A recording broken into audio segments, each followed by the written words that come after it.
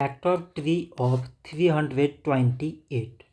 So 328, it can be written as 2 times 164. 2 times 164 means 328. So 164, it can be written as 2 times 82. 2 times 82 means 164. 82, it can be written as 2 times 41.